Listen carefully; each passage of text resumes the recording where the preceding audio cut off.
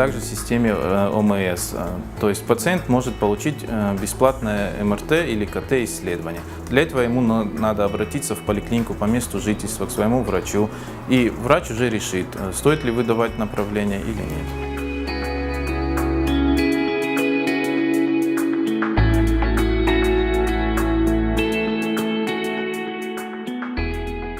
Мы всегда открыты и доступны для общения с нашими посетителями. Хочется пожелать всем крепкого здоровья.